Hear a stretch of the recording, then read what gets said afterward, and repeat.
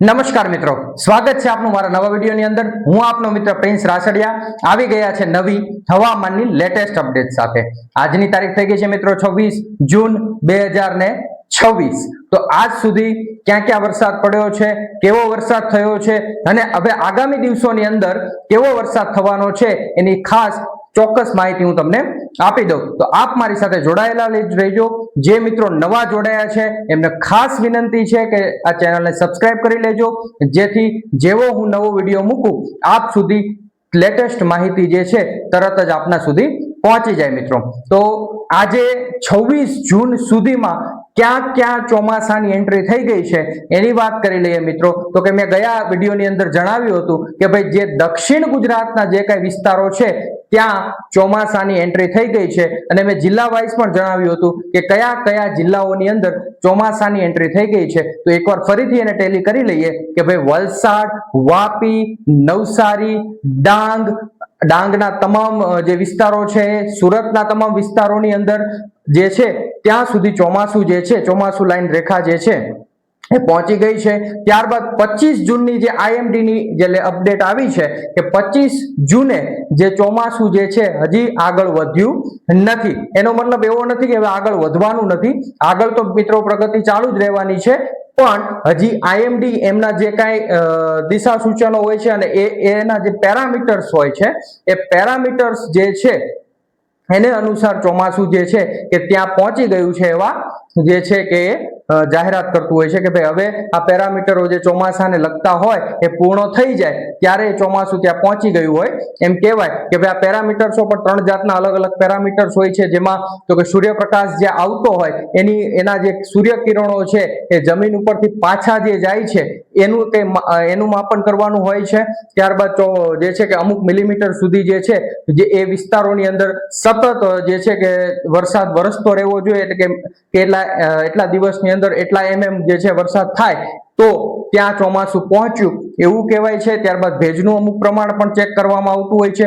આ અમુક પેરામીટર્સ છે અને આગળના વિડીયોની અંદર આવનારા વિડીયોમાં હું તમને એ વિશે પણ જણાવીશ કે કયા કયા પેરામીટરો જે છે એ ચોમાસાની વરસાદની પેટર્ન માટે જરૂરી હોય છે મિત્રો। મેં જે તમને જે પેરામીટર વાત કરી એ આશરે છે, પણ એવું નથી કે એ ચોક્કસ છે, પણ ચોક્કસ માહિતી પણ હું તો આપના સુધી પહોંચાડીશ। આવનારા સમયમાં આપણે એક વિડીયો બનાવીશું કે જેમાં આપણે જાણી લઈશું કે ભાઈ કયા કયા ચોક્કસ પેરામીટરો છે કે એ જ્યારે એ જે તે વિસ્તારની અંદર પૂર્ણ થાય ત્યારે ઇન્ડિયન મેટેરિયોલોજીકલ ડિપાર્ટમેન્ટ IMD એટલે ભારતીય હવામાન ખાતું જે છે ત્યાં વરસાદ આવી ગયો છે અને ચોમાસાનો વરસાદ છે એવું જાહેરાત કરતું હોય છે મિત્રો। હવે વાત કરીએ કે કયા કયા વિસ્તારની અંદર કેવો વરસાદ થઈ રહ્યો છે મિત્રો। તો દક્ષિણ ગુજરાતમાં મોટા ભાગના વિસ્તારોની અંદર વરસાદ નોંધાઈ રહ્યો છે મિત્રો। એમાં વલસાડ હોય, વાપી હોય, ડાંગ જિલ્લો હોય, ડાંગનું વઘઈ વિસ્તાર છે, આ વિસ્તારોની અંદર પણ છૂટાછવાયા સ્થળોએ વરસાદ જોવા મળી રહ્યો છે। રાજુલાના ઘણા વિસ્તારોની અંદર મિત્રો વરસાદ જોવા મળ્યો છે। પાલીતાણા વિસ્તારની અંદર પણ જે છે ભાવનગરનું પાલીતાણા ત્યાં પણ સારા એવા પ્રમાણમાં વરસાદ જોવા મળ્યો છે। તો કે આ જે અમુક વિસ્તારો છે ભાવનગરના રાજુલા સાઈડના મહુવા વિસ્તાર છે ત્યાં ગઈકાલે પણ જે છે કે વરસાદ જોવા મળ્યો હતો, એટલે કેટલો ઘણા વિસ્તારોની અંદર 25 જૂને વાતાવરણ ઘણું ચોખ્ખું થયું હતું, પણ એનો મિત્રો ઘણા લોકો ડરી ગયા છે કે ભાઈ શું આ વરસાદ કઈ પેટર્નમાં આવે છે। એક દિવસ વરસાદનું પ્રમાણ સારું એવું રહે છે તો એક દિવસ પાછો કોરો જાય છે, પાછો એક દિવસ વરસાદ। તો આ મિત્રો એવું છે કે ભાઈ જે સિસ્ટમ જે છે મોટા ભાગનો જે વરસાદ છે એ મહારાષ્ટ્ર ઉપર જોવા મળી રહ્યો છે। અને એક ખાસ નોંધવા જેવી બાબત એ છે કે મિત્રો મુંબઈની અંદર ચોમાસું ગયા વર્ષ કરતા આ વર્ષે લગભગ 25 દિવસ મોડું પહોંચ્યું।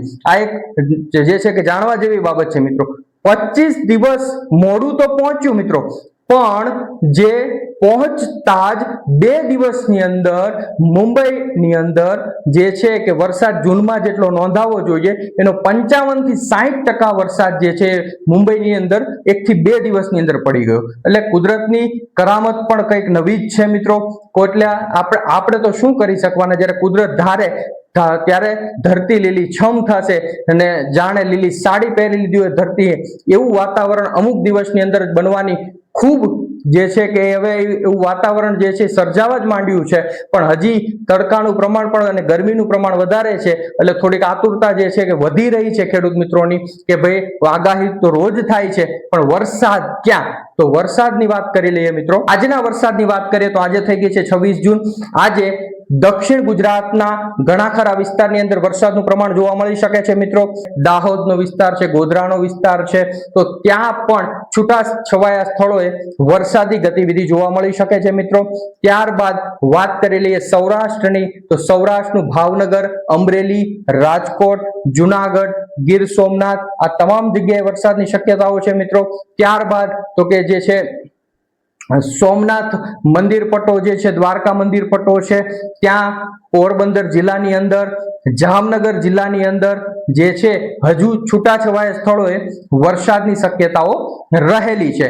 કચ્છ વિસ્તારમાં પણ અમુક સ્થળે ક્યાંક છૂટાછવાયા રેડા ઝાપટા આવી શકે છે, એનાથી વધારે હાલ શક્યતાઓ નથી. એ જ રીતે ઉત્તર ગુજરાતની અંદર પણ ક્યાંક અમુક બોર્ડર કાંઠાના જે મધ્ય પૂર્વ ગુજરાતના બોર્ડર કાંઠાના જે વિસ્તારો છે ત્યાં અમુક જગ્યાએ છૂટછાટ થવાની શક્યતાઓ રહેલી છે.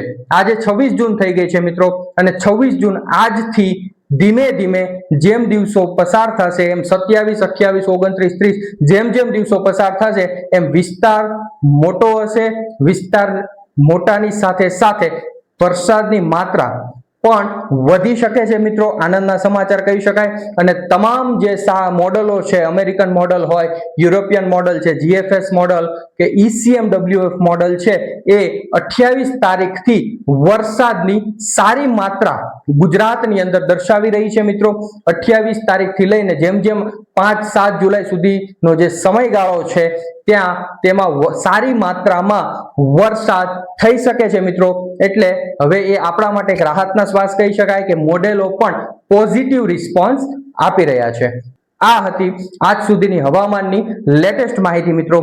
મળીએ છીએ પાછી નવી માહિતી સાથે આવતીકાલે સવારે 8 વાગે. મિત્રો આ વિડીયોને લાઈક શેર કરવાનું ભૂલતા નહીં મિત્રો. અને જે વિસ્તારની અંદર વરસાદ શરૂ થાય એ વિસ્તારના જે ખેડૂતો છે મને ખાસ કોમેન્ટ કરીને જણાવતા જજો, જેથી અમને પણ ખ્યાલ આવે કે કયા વિસ્તારની અંદર કેવો વરસાદ નોંધાઈ રહ્યો છે મિત્રો. ખાસ આ વસ્તુનું ધ્યાન લેજો. અને વિડીયો ગમે તો લાઈક કરવાનું ભૂલતા નહીં, કારણ કે તમે લાઈક કરશો તો આ વિડીયો મોટા ભાગના લોકો સુધી પહોંચી શકે છે અને એમને પણ લેટેસ્ટ હવામાન લગતી માહિતીઓ સારી રીતે મળી શકે છે મિત્રો.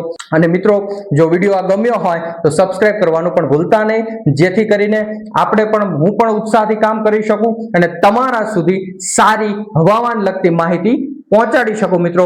મળીએ છીએ આવતા વિડીયોની અંદર નવી માહિતી સાથે. ત્યાં સુધી રજા લઉં છું મિત્રો. આભાર, ધન્યવાદ, વંદે માતરમ, જય હિન્દ.